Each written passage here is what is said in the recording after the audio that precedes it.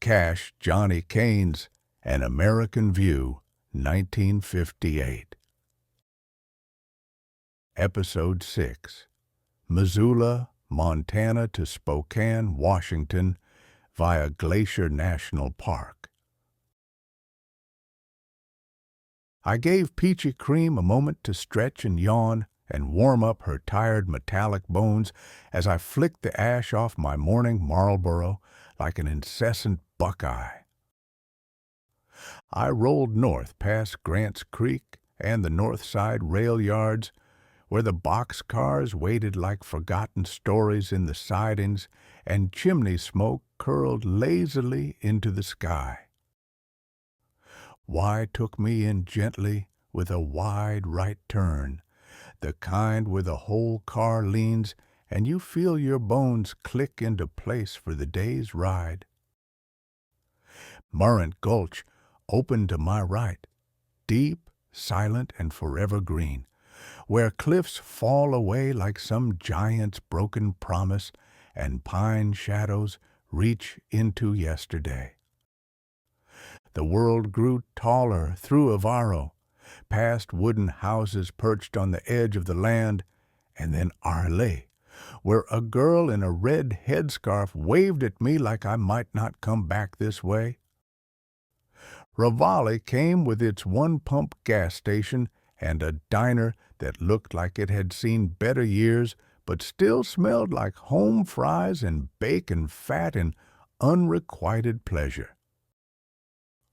I ate at St. Ignatius, a short stack drizzled in slow-melting butter and huckleberry syrup, served by a waitress who called me darlin', but seemingly had neither the energy nor the want to look up.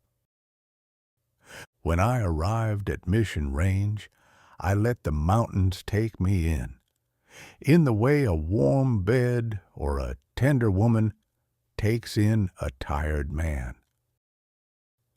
Nine Pipe Reservoir mirrored the sky in broken silver, cattails clicking in the wind, and geese gliding smooth like they were born knowing direction. Kicking Horse flashed by, reeds bowing in the breeze, while the scent of damp hay and old earth made me feel older than I was.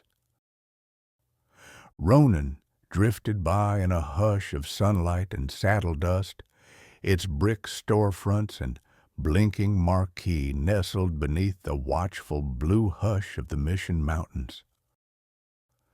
I cut right at Polson, glancing down where the great lake begins, flathead blue and wide like some holy sea waiting for a prophet to cross.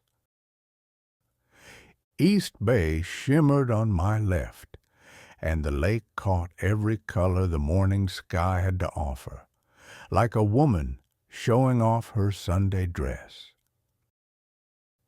Finley Point and Skidoo Bay curled out into the water like lovers stretching beneath the sheets. Cabins were half hidden behind pines, and smoke from bacon breakfasts tormented my nostrils. Woods Bay gave me a roadside cherry stand managed by a giggly and joyful young attendant who sold me a paper bag full of fruit so sweet it made my teeth ache. Big Fork was all flower boxes and theater signs and men in suspenders sweeping stoops like something built out of song lyrics and baseball memories. I passed the Columbia Falls turnoff, kept north, and curled around the mountain shoulder into the belly of the wild.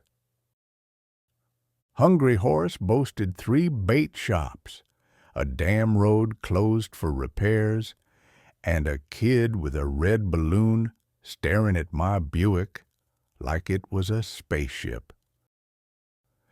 Then Glacier took me in like a mother, cold air thick with pine and thunderclouds, and Lake McDonald laid itself out in front of me, demanding to be revered. I sipped coffee from a brown diner mug on the edge of the still water with a slice of choke cherry cake that was heavy on my tongue and sweet enough to shut me up for a smidgen. She was there too. Said her name was Beverly. She had a brunette bob and an alluring hourglass figure that fitted perfectly inside of a lemon and apricot sundress. She was sipping from the same type of mug as mine, and gave me a look like she knew all my worst thoughts and liked me anyway.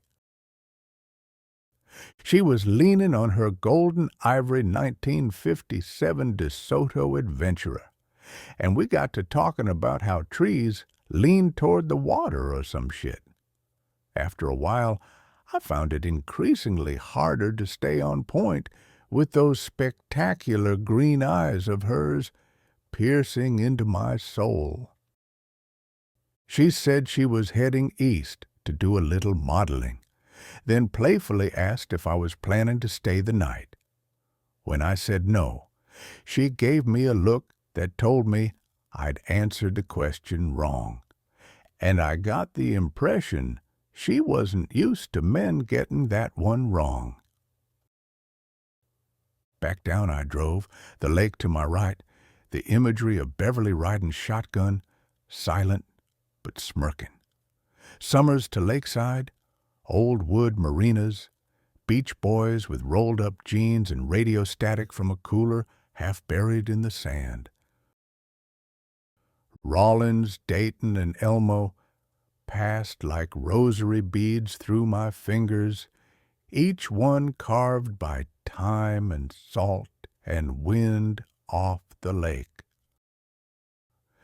The land between Lone Pine and Hot Springs unfurled like an old quilt, golden fields patched together with sagebrush and barbed wire fences, and prairie winds hummed through rusted idle tractors appearing to be in eternal rest.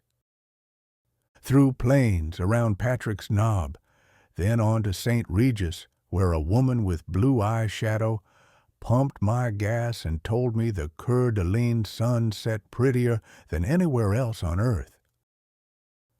And she wasn't wrong.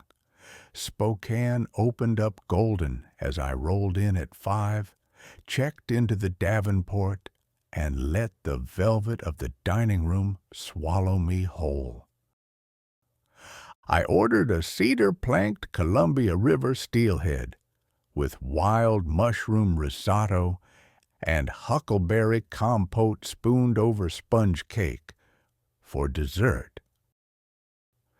A tuxedoed pianist played a sweet rendition of the Clovers' Devil or Angel, and I couldn't help but think, if I had answered Beverly's question correctly back in Glacier, which type Beverly would have been?